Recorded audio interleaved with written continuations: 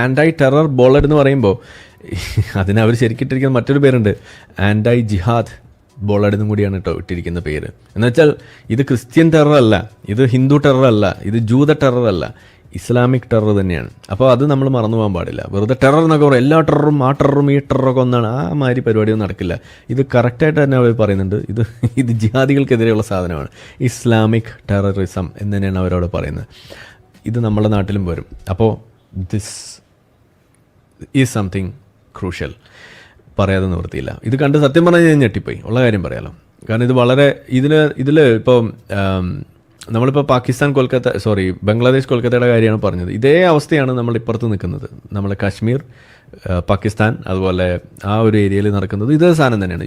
അത് കുറച്ചുകൂടി എക്സ്റ്റെൻഡ് ചെയ്യും, UP വരെ എത്തും. കാരണം ഉറുദു ഭാഷയാണ് അവിടെ കൂടുതൽ ഉപയോഗിക്കുക. കാരണം പാകിസ്ഥാനിലുള്ള ആളുകളുടെ പേര് പറയും, താരിഖ് ജമീൽ, അങ്ങനെയൊക്കെ കുറച്ച് പേരിലുള്ള വളരെ റാഡിക്കലായിട്ട് സംസാരിക്കുന്ന പാകിസ്ഥാനികളായിട്ടുള്ള ഇന്നും അവിടെ വിലസുന്ന ചില ഇസ്ലാമിക പ്രഭാഷകരുണ്ട്. അവരുടെ പലരുടെയും യൂട്യൂബ് ചാനലും സാധനമൊക്കെ ഇന്ത്യയിൽ ബാൻഡാണ്. അപ്പോൾ അവർ നടത്തുന്ന ഇൻഫ്ലമേറ്ററി ആയിട്ടുള്ള ഇത്തരം സ്പീച്ചസ് ഈ നോർത്ത് ഇന്ത്യയിൽ പല സ്ഥലങ്ങളിലും ഇന്നും പ്രചരിക്കുകയാണ്.